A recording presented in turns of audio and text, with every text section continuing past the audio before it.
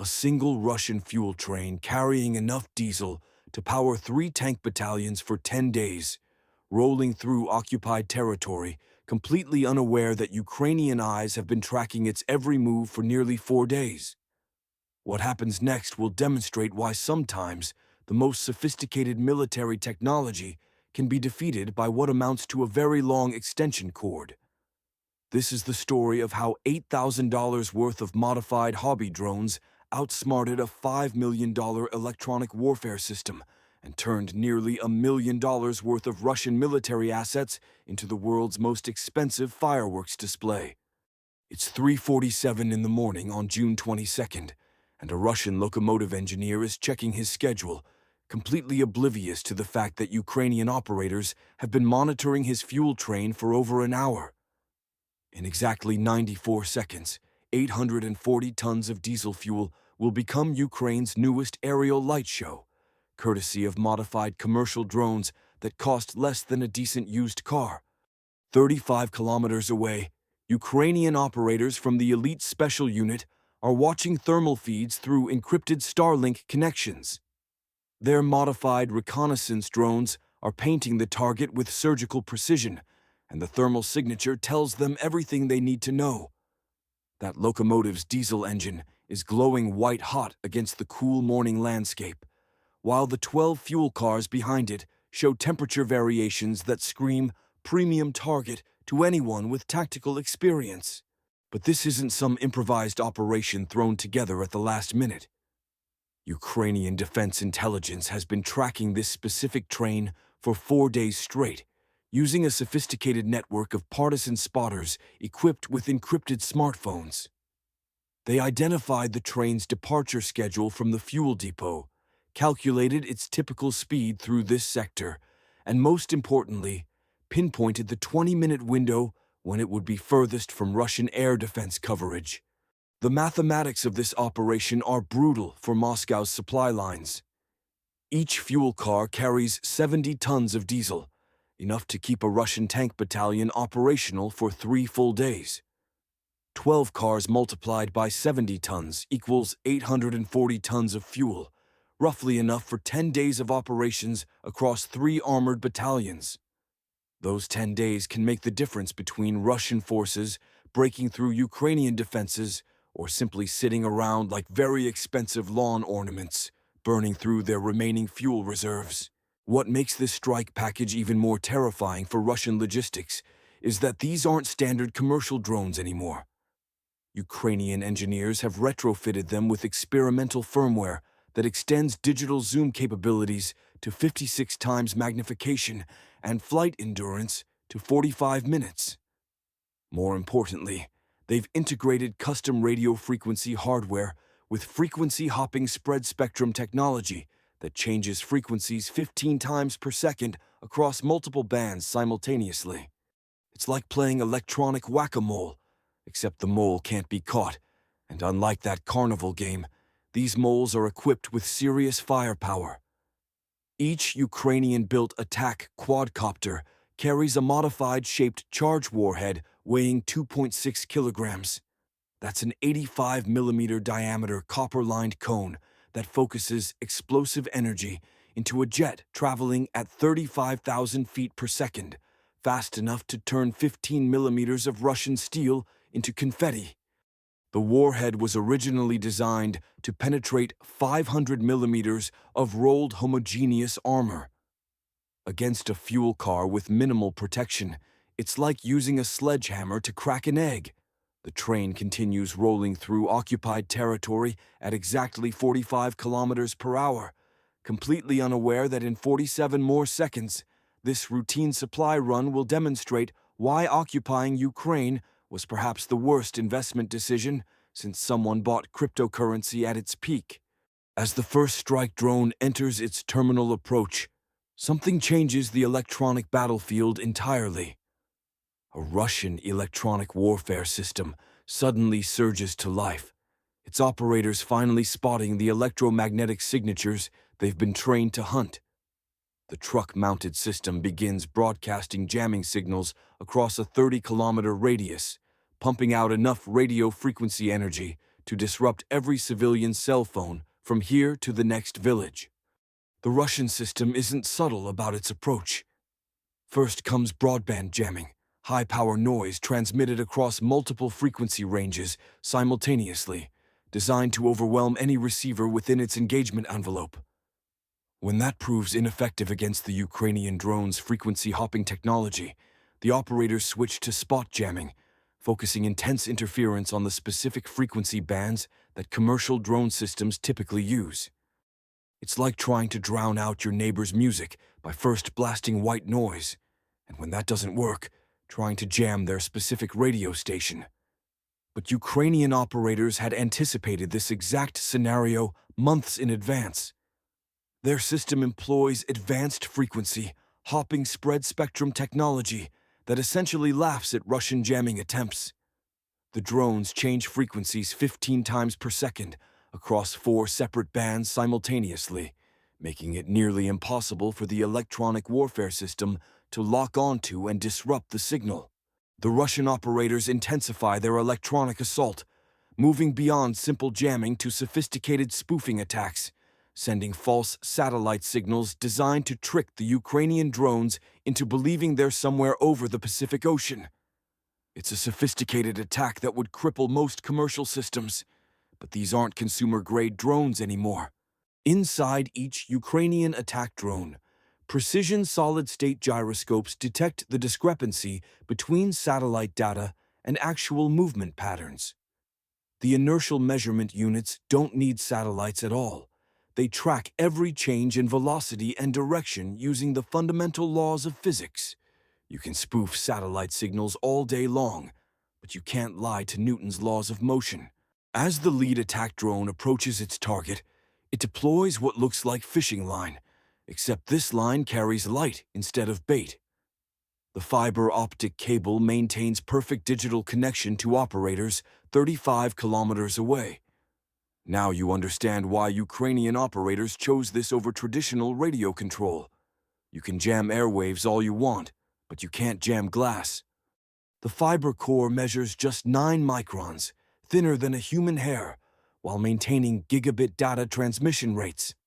That's enough bandwidth for uncompressed high-definition video while simultaneously carrying control signals, telemetry data, and navigation corrections. More importantly, it creates zero electromagnetic signature. To Russian sensors, the drone appears autonomous, a robot acting on pre-programmed instructions rather than receiving real-time human guidance. But physics doesn't give free lunches anywhere. The fiber optic cable adds weight and bulk, requiring larger drone frames and more powerful motors. The physical connection between pilot and drone also leaves a reflective trail after every flight that becomes visible as it accumulates. Ukrainian operators know they'll need to relocate after this mission, but that's a small price for guaranteed connectivity in contested airspace. Despite maximum power jamming across every frequency band the electronic warfare system can generate, the Ukrainian attack drones maintain perfect control. The Russian operators watch their expensive equipment accomplish exactly nothing while the drones approach their fuel train at 160 kilometers per hour. The electronic chess match is over. Physics just checkmated a $5 million electronic warfare system with what amounts to a very long extension cord. The first Ukrainian attack drone impacts fuel car number 4 with surgical precision. The shaped charge doesn't just explode, it vaporizes a precisely engineered hole through 15 millimeters of steel, instantly converting 70 tons of diesel into an expanding fireball that announces to everyone within 20 kilometers that they should probably reconsider their career choices in occupied territory. But here's where things get interesting in the worst possible way for Russian logistics. When that explosive jet hits the fuel car's steel wall, it doesn't just penetrate the metal, it literally liquefies it and pushes it aside like a hot knife through butter.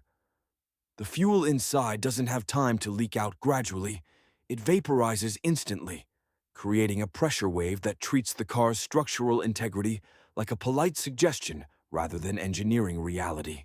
The explosion rips through car number 4's interior at temperatures exceeding 4,000 degrees Celsius. But the real devastation comes from something Soviet engineers never anticipated when they designed these rail cars. The interconnected ventilation systems between fuel cars, originally designed for pressure equalization during loading operations, now become highways for destruction. Within 20 seconds, burning fuel vapors have ignited cars number 3 and 5, turning 3 separate targets into one massive conflagration. Russian crew members finally spot the second attack drone approaching car number 8. Their response is immediate and completely ineffective. Assault rifles firing small-caliber rounds at a target moving 160 kilometers per hour and maneuvering in 3 dimensions. It's like trying to shoot a hummingbird with a shotgun while riding a mechanical bull during an earthquake. The small arms fire forces the drone into wild, evasive maneuvering, but the operator maintains control through the chaos, guided by crystal-clear fiber optic video feed. Meanwhile, the first drone's shaped charge decides to demonstrate that Ukrainian engineering isn't always perfect. Instead of the clean penetration expected, the warhead achieves only partial detonation, leaving car number 4 ruptured but not completely destroyed. The operator, watching through his fiber optic connection, makes a split-second decision that's equal parts brilliant and insane. He guides the drone's burning wreckage directly into the spilled fuel, using the drone itself as an incendiary device to complete the job. Sometimes the best backup plan is turning your weapon into additional ammunition. Then, physics intervenes in ways nobody anticipated or planned for. The massive fire creates its own localized weather system, characterized by thermal convection currents that generate updrafts and downdrafts with wind speeds exceeding 60 kilometers per hour. The third attack drone approaching car number 11 suddenly finds itself fighting hurricane-force winds generated by its own mission success. But the problems compound exponentially when the second drone's fiber optic cable snags on a railway signal post, limiting its maneuverability to a 30-meter radius. The operator now faces an impossible choice: abort the attack and waste months of preparation, or attempt a precision strike while tethered like a flying yo-yo. He chooses the latter, because sometimes you have to work with what physics gives you. The locomotive engineer applies emergency brakes, but 840 tons of rolling mass doesn't stop on command under normal circumstances, and these circumstances definitely don't qualify as normal. Multiple fuel cars burning at temperatures that can melt copper create their own set of problems. The stationary train just became an easier target, but also a more dangerous environment for precision strikes. As car number 4 transforms into a towering fireball, the massive blaze creates convection patterns that turn the remaining attack runs into aerial knife fights. The second drone operator fights cable tension, wind shear, and small arms fire simultaneously while lining up his shot on car number 8. In 33 seconds, he'll discover that sometimes the hardest part of precision warfare isn't hitting your target. It's hitting it while everything else is literally on fire around you. The third drone pilot fights convection currents rising from the burning fuel cars as wind shear from the thermal column throws his approach off by 15 meters, forcing desperate course corrections as tracer rounds streak past his camera feed like angry fireflies. But the fire doesn't just create wind, it creates something else entirely problematic for precision targeting. The massive fire and smoke particles scatter laser designators and degrade visual targeting capabilities, while heat shimmer throws off infrared sensors designed for clear atmospheric conditions. The operator finds himself flying essentially blind, navigating by thermal signature, alone through a self-generated hurricane of superheated gases and debris. Meanwhile, the fourth drone operator faces a different nightmare entirely: battery degradation under combat conditions. His quadcopter shows 18% power remaining with 90 seconds to target. Ukrainian engineers optimize these drones for endurance under normal conditions, but fighting wind resistance from thermal updrafts drains batteries faster than anyone calculated in their planning models. He has exactly one chance to reach the locomotive, or his drone will fall harmlessly into the countryside like expensive litter. The second drone, still fighting its snagged fiber optic cable, approaches car number 8 like a tethered falcon diving for prey. The cable tension affects velocity calculations and flight dynamics, but the operator compensates with pure flying skill developed through hundreds of hours of training. At a closure rate of 60 meters per second, he has exactly 1.3 seconds to adjust for cable drag before impact. The simultaneous strikes come moments later with devastating precision. Drone number 2 slams into car number 8, while drone number 3 targets car number 11, their shaped charges detonating within milliseconds of each other. The overlapping blast zones create constructive interference, pressure waves that amplify rather than cancel each other out, turning two separate explosions into one sustained detonation that exceeds the sum of its parts. However, the real devastation lies in what happens to the infrastructure itself. The sustained fires, now approaching 1200 degrees Celsius, begin affecting the railway infrastructure in ways that extend far beyond this single train. Steel rails designed for 60-ton locomotives start warping under thermal stress that exceeds their engineering specifications by 300%. What was once precision transportation infrastructure becomes twisted metal sculptures that would look perfect in a modern art museum, if modern art museums were interested in displaying the remains of failed military logistics. The fourth drone, running on 8% battery power, executes the mission's final strike against the locomotive itself. The operator has absolutely no margin for error at this point. Miss this shot, and a $2.4 million piece of rolling stock survives to haul more fuel tomorrow, making this entire operation only a partial success. The shaped charge punches through the engine block with mathematical precision, ensuring that even if some fuel cars somehow survive this conflagration, this particular train will never roll again.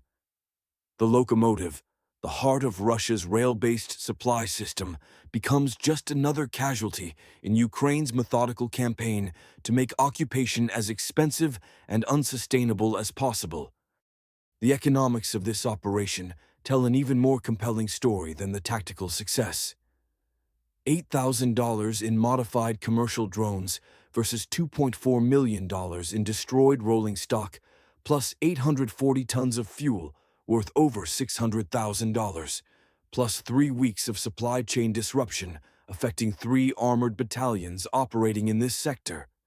Not even the best Wall Street hedge funds could deliver a 30,000% return on investment like that, and they certainly couldn't do it while simultaneously degrading enemy military capabilities and demonstrating the fundamental vulnerability of traditional supply chains to modern asymmetric warfare tactics. This operation represents something far more significant than just another successful drone strike. It demonstrates how rapidly evolving technology, creative engineering, and tactical innovation can level playing fields that seemed permanently tilted toward conventional military advantages. Sometimes the most expensive and sophisticated systems can be defeated by the simplest solutions, applied with enough creativity and determination to overcome seemingly impossible odds. The burning train will continue to burn for hours, sending a column of black smoke visible for dozens of kilometers in every direction. That smoke carries a message that extends far beyond this single railway line. Occupation has become prohibitively expensive, supply lines are vulnerable, and the technological advantages that seemed so decisive just months ago can be neutralized by $8,000 worth of modified hobby equipment in the right hands.